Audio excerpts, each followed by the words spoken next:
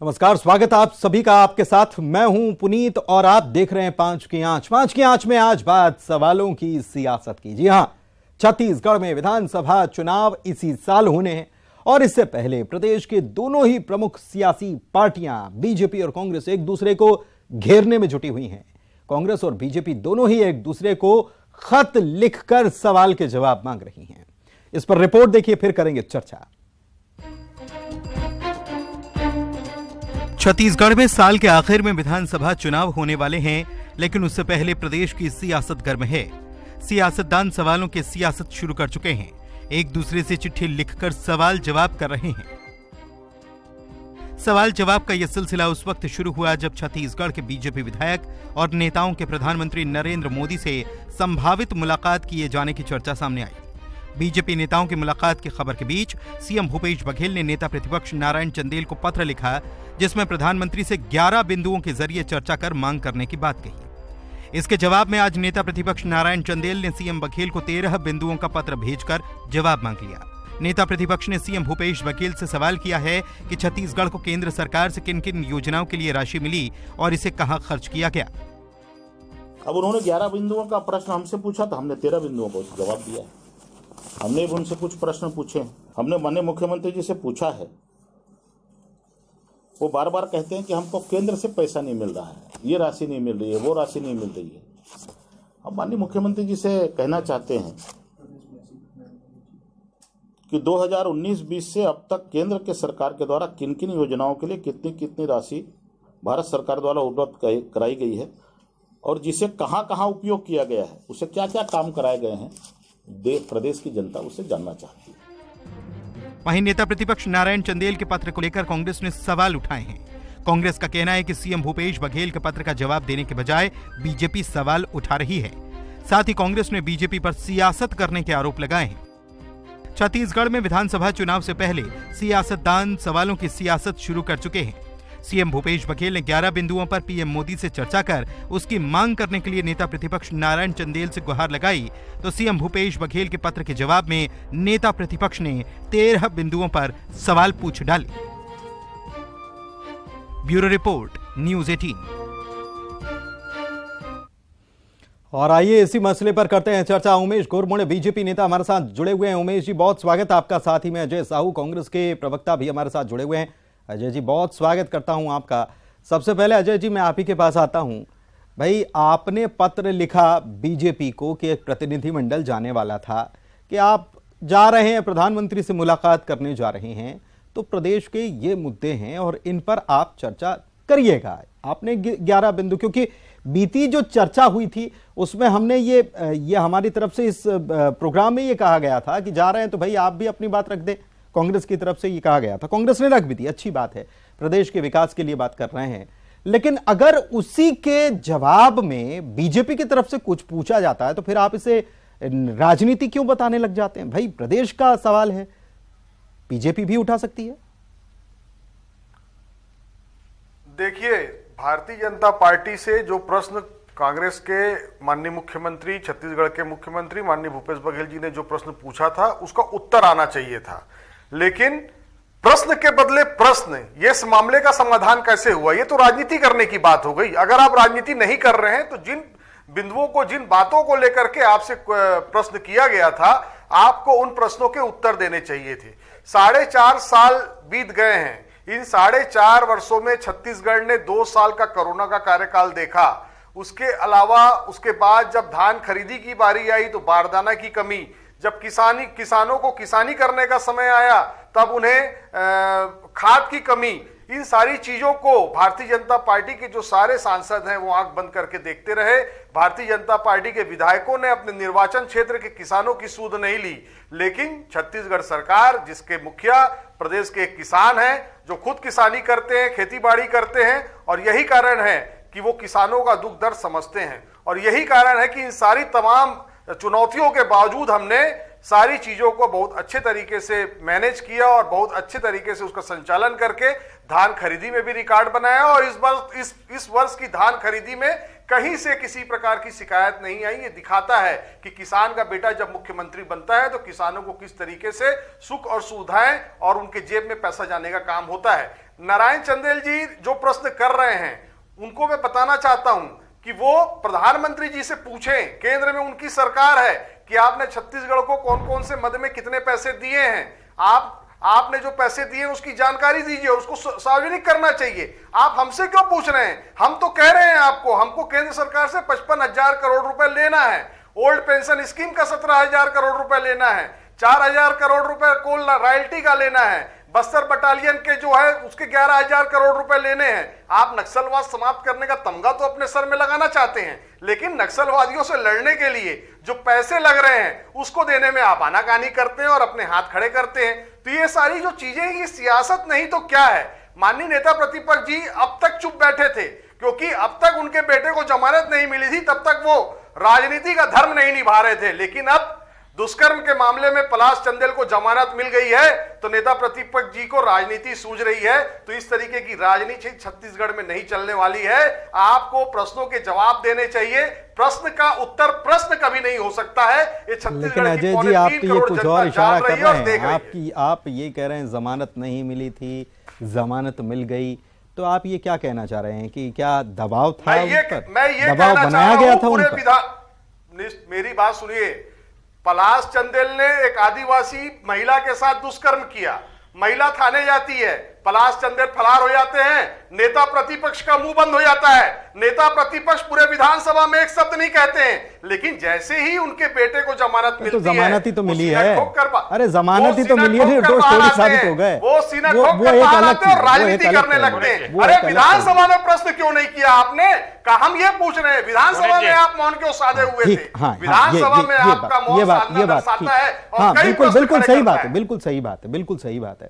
उमेश जी, मैं आपके पास आता हूं। भाई, आपसे आप मुलाकात करने जा रहे थे, प्रदेश सरकार ने कहा है कि भाई अच्छी बात है, आप मुलाकात करने जा रहे हैं प्रधानमंत्री से, कुछ अहम पहलू हैं, कुछ अहम मसले हैं, राज्य के विकास से जुड़े हुए मसले हैं, आप जाइएगा तो ये बातें भी रखिएगा।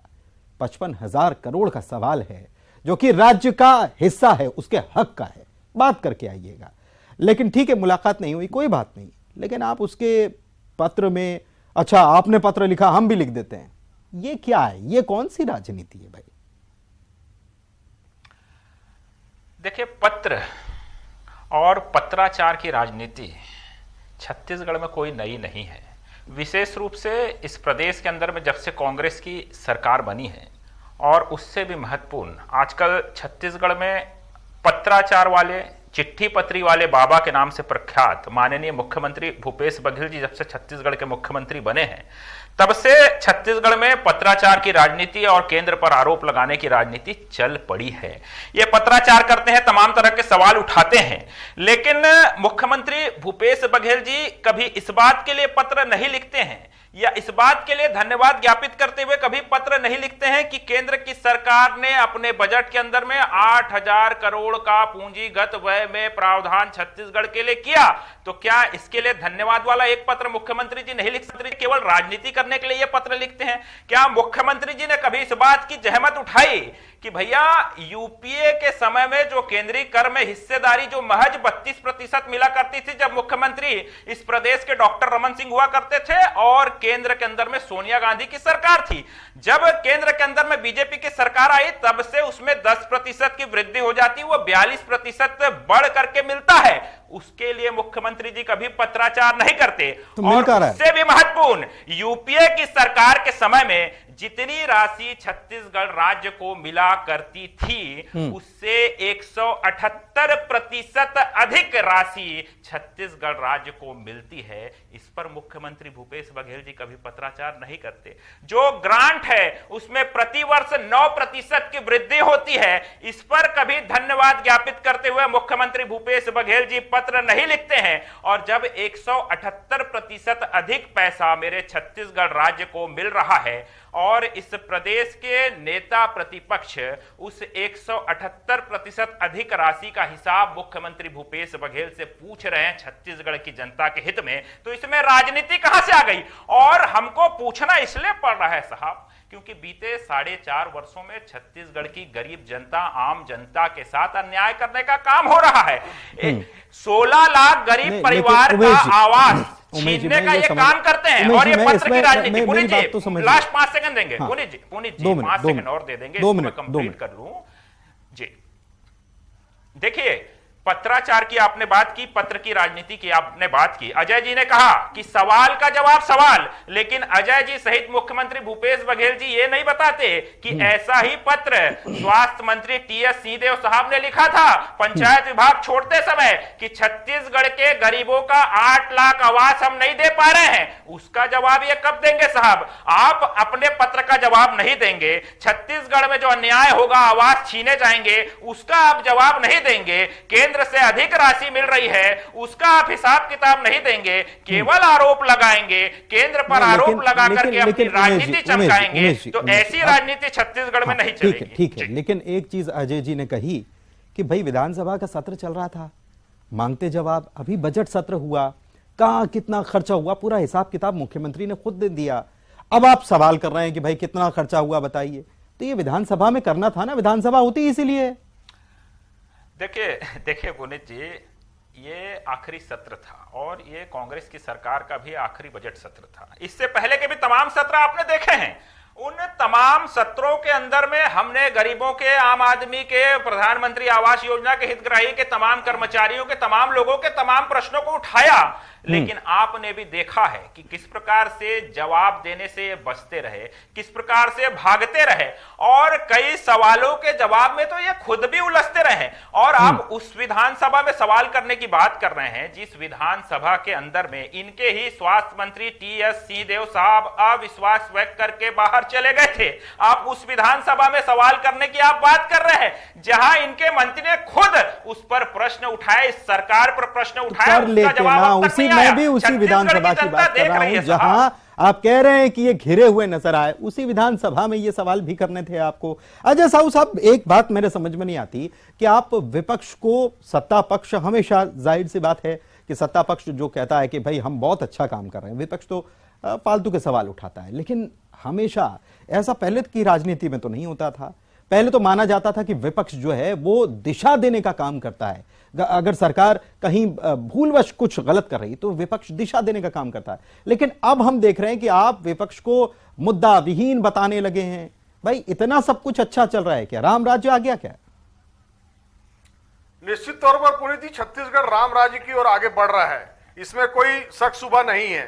लेकिन आपने जो बात कही कि भारतीय जनता पार्टी को मुद्दा विहीन बनाते हैं क्योंकि इनके पास मुद्दों की कमी है, इनको बताना चाहिए कि सरकार कहां पर नाकाम है। तो ये सवाल किए ना, झूठे मामले, झूठी चीजें इम्प्लांट करते हैं, झूठी चीजें बताते हैं। और अभी उमेश भाई कह रहे थे कि 16 लाख लोगों को मकान नहीं मिला। माननीय मुख्यमंत्री जी ने कहा है कि जो जो आवेदन आपने भरवाए हैं वो या तो मुझे दे दीजिए या माननीय प्रधानमंत्री जी को दे दीजिए, या तो वो जांच करा लेंगे या हम जांच करा लेंगे। नंबर 1। नंबर 2, इन्होंने आवेदन ना तो हमें दिया ना माननीय प्रधानमंत्री जी को देने का इन्होंने काम किया। और उसके बाद माननीय प्रधानमंत्री जी एक विज्ञापन छपवाते हैं और उसमें वो छत्तीसगढ़ में प्रधानमंत्री आवास योजना की तारीफ करते हैं कि छत्तीसगढ़ अब इस प्रधानमंत्री आवास योजना में अच्छा काम कर रहा है। ये कहते हैं कि 1 किलोमीटर की सड़क भूपेश बघेल जी की सरकार ने नहीं बनाया है, लेकिन प्रधानमंत्री जी विज्ञापन छपवाते हैं, उसमें वो लिखते हैं कि छत्तीसगढ़ में सड़कों का जाल बिछ रहा है, सरकार बहुत अच्छा काम कर रही है। बात यही खत्म नहीं होती, इसके पहले गोधन न्याय योजना को लेकर के इनके विधायक और उमेश जी जवाब दीजिए जल्दी से। कहते रहते हैं उमेश जी जवाब, प्रधानमंत्री जी उसकी तारीफ करते हैं। प्रधानमंत्री और केंद्र सरकार, प्रधानमंत्री और केंद्र सरकार 100 से अधिक अवार्ड से छत्तीसगढ़। तो उमेश जी ठीक है, नहीं सुनिए एक मिनट उमेश जी, आप देना पड़ेगा कह रहे हैं। नहीं ऐसे बात नहीं होती ना उमेश जी सुनिए तो सही, ऐसे बात नहीं होती। देखिए जब आप पत्र की बात करते हैं, लिखित की बात करते हैं, तो मुझे ये बताइए कि ये 16 लाख का हिसाब किताब, देखिए फिर वापस सवाल उठेगा, 16 लाख का हिसाब किताब अगर मुख्यमंत्री खुद कह रहे हैं कि दे दीजिए, मुख्यमंत्री कह रहे हैं ना दे दीजिए, तो दे क्यों नहीं रहे? उमेश जी सियासत करेंगे क्या केवल? केवल सियासत करेंगे क्या उमेश जी? नहीं नहीं नहीं नहीं, ऐसे नहीं उमेश जी, नहीं नहीं नहीं, प्लीज केवल सियासत करिएगा क्या? मैं ये आपसे पूछ रहा हूं कि जब मुख्यमंत्री कह रहे हैं कि 16 लाख ठीक है, लाओ भाई लाओ 16 लाख आवेदन हमको दे दो या फिर प्रधानमंत्री को दे दो, आप दे रहे हैं क्या? क्यों नहीं दे रहे हैं? देखिए, तमाम आंकड़े, तमाम रिकॉर्ड हमारे समय के भी हैं, इनके समय के भी हैं, और टीएस सिंहदेव साहब ने बकायदा पत्र भी लिखा है। कांग्रेस के नेता कह दें कि इनके मंत्री पद पे बैठे हुए व्यक्ति ने भी गलत पत्र लिख दिया था, गलत आंकड़े वहां पर गलत दे दिए थे। और सुन लीजिए ना साहब, जब आपकी पोल खुलती है तो आप इसमें राजनीति करते हैं। और मूल सवाल ये है कि 4.5 वर्षों तक प्रधानमंत्री आवास योजना पर कुंडली मारकर बैठे रहे, गरीबों के आवास में डाका डालने का काम करते रहे, और जैसे चलिए अच्छा ठीक है, एक काम करते हैं अजय जी, आप इतना सवाल का जवाब दे दीजिए। अजय जी जब आप कहते हैं ये बात कि अजय जी जब ये कांग्रेस दावा करती है कि भाई सारे काम अच्छे चल रहे हैं और हमने पत्र लिखा, लेकिन ठीक है आप कह रहे हैं कि सियासत हो रही है, लेकिन फिर भी कि जो सवाल पूछे हैं क्या सरकार इन सवालों का जवाब भेजने वाली नेता प्रतिपक्ष को? देखिए पुरी जी, हमने सवाल किया था, हमें उसका जवाब चाहिए। सवाल के बदले सवाल नहीं होता। अरे सवाल के बदले सवाल का जवाब दे दो। सवाल के बदले उत्तर होता है। प्रधानमंत्री जी ने लेकिन अजय जी आपने सवाल नहीं किया था, आपने कहा था कि प्रधानमंत्री से मिलने जा रहे हैं तो ये बात रखिएगा। आपने कहा था प्रधानमंत्री से मिलने जा रहे हैं तो ये बात रखिएगा। आपने नेता प्रतिपक्ष से सवाल नहीं किए। मतलब छत्तीसगढ़ के नेताओं की स्थिति क्या है? अरे हम भारतीय जनता पार्टी के राष्ट्रीय चलिए कुल मिलाकर दर्शक समझ रहे होंगे ये ऐसे ही सियासत चलती रहेगी, एक दूसरे पर सवाल उठते रहेंगे, लेकिन जवाब निकलकर किसकी तरफ से आएगा और सही जवाब कौन बताएगा ये आने वाला वक्त ही बताने वाला है, क्योंकि आने वाले वक्त में है चुनाव और चुनाव में जनता करती है फैसला। बहुत शुक्रिया आप दोनों मेहमानों का हमारे साथ चर्चा में शामिल होने के लिए, और इसी के साथ इस बुलेटिन में इतना ही।